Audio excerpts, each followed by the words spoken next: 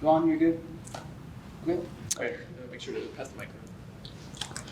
Okay, what has been your favorite production that Summer Creek has put on while you were here? Y'all can start first. You can take the mic out. My favorite production that we've done is actually our trail show, Storm of the Barn. I think it's the most beautifully put on production that we've done, technically wise. And regarding the actors, our actors phenomenal job with everything that they were with everything that was thrown at them. Mine would probably be She Kills Monsters, which we did in our sophomore year. I played a villain, and it's my favorite thing to do is play villains. It was very fun, it was very campy, and yeah, nothing too serious. I'm gonna go with Absolutely Murder. It was, I think, the most unique show that we have ever done because it was completely in grayscale. Like all of the publicity, the costumes, the set, everything was grayscale, and it was just super cool to watch it all come together.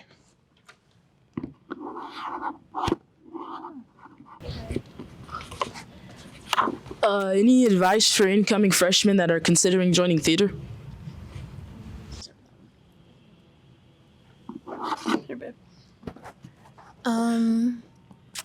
I would say don't completely dedicate yourself to theater. I would still try out different organizations once you get into high school, and also just adjusting to high school as a whole because it can be a lot. So focus on yourself, focus on your studies. But if you want to do a lot of stuff around school, don't just focus on theater because it can be a lot.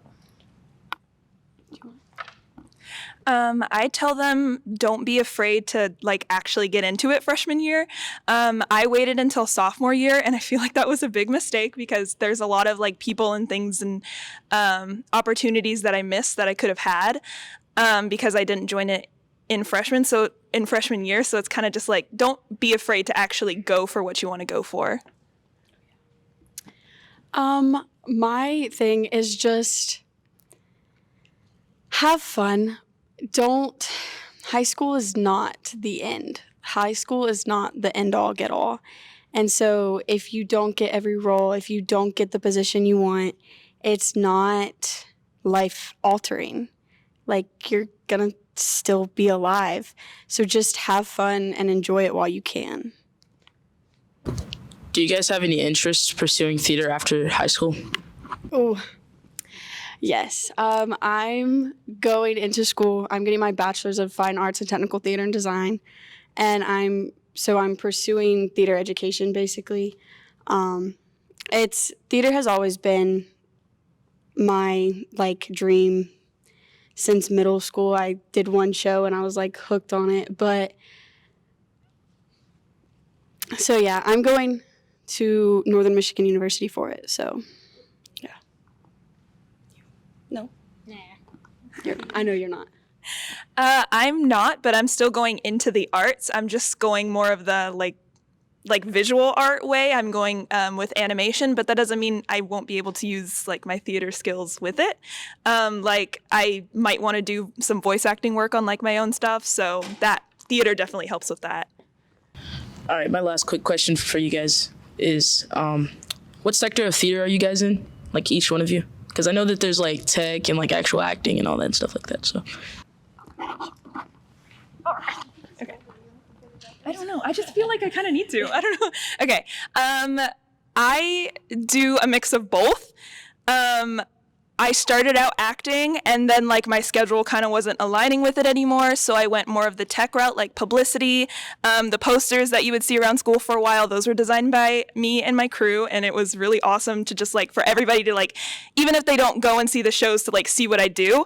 But now I'm back to acting for our last show of the year, so it's just whichever one works for my schedule at the moment is kind of what it is.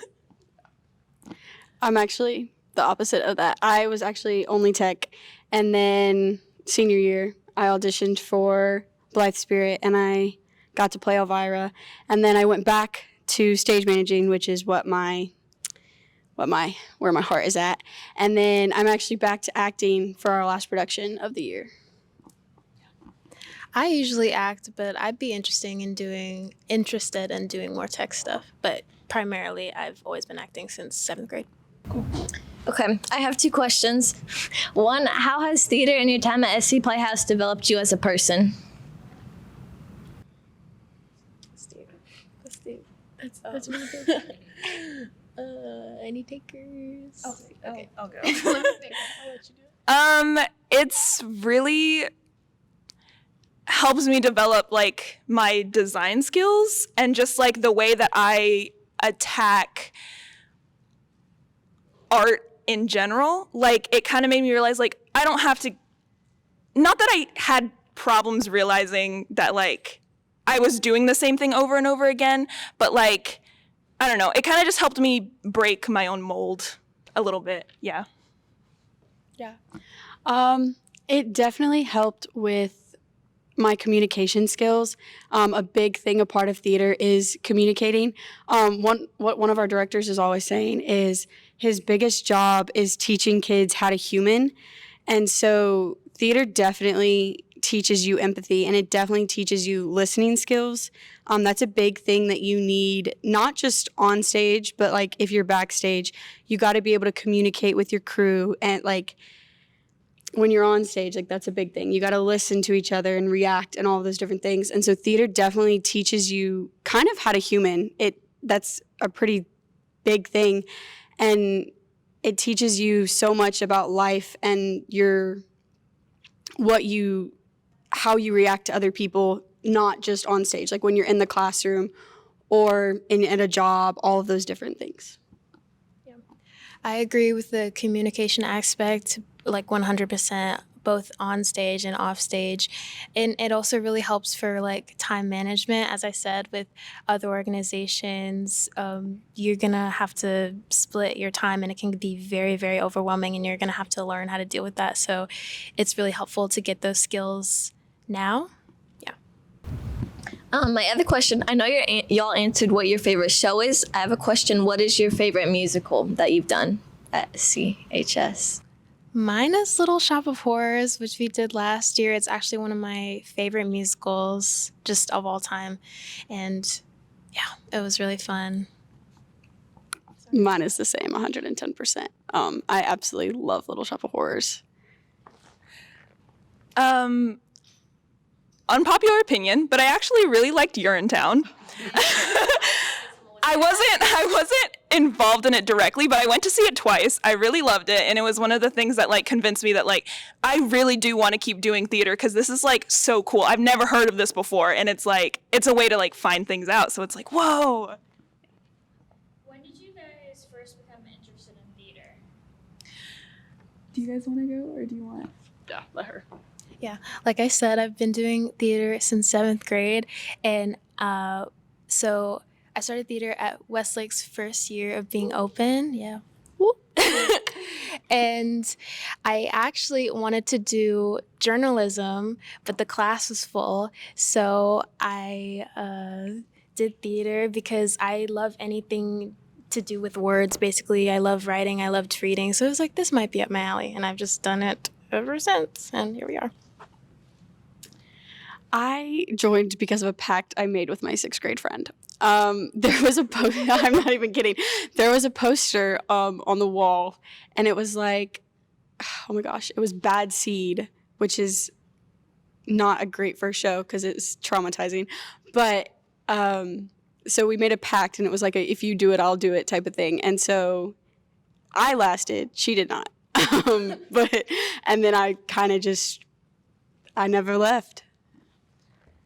My brother always did theater whenever he was in like high school and middle school and all of that. So when I was kind of like deciding what I wanted to do, you know, I really liked art, but like also my brother is on stage and that's really cool. So I want to do that because I want to be like my big brother. So I started in 7th grade and I haven't really stopped taking the classes and being in it since.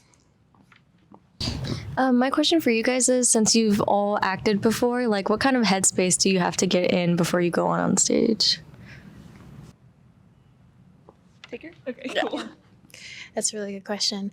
Our director, he says like right before a show, you shouldn't feel bad if you have to be that person who like pushes everyone away. Like, I need to get into my headspace. Like, I need to get into character. I'm a little bit like that. Like, I'm not gonna, if my friends want to talk to me, I'm not gonna ignore them. But I just need that moment of quiet right before we go on so I can focus. Yeah. I don't know if you guys want to. It's definitely you have to get out of yourself. You have to like completely like, because when you go on stage, you're not you. You're portraying this other person, and whether or not you have to sometimes find similarities in that person with you, but if you can't do that, you have to be like, it's not you on stage. Like, you have to just not what's the word? I don't know, but yes, you have to get into character, but Compartmentalize. yes, you have to compartmentalize. You have to like separate like who you are versus who the character is, and like get into like that type of headspace. Okay, so I definitely should do that, but I don't. I'm definitely very, very nervous when I first get on stage. So it's like, it's me when I'm first going on stage, and then I say my first line, and it's not, autopilot doesn't turn on, but it kind of like it does.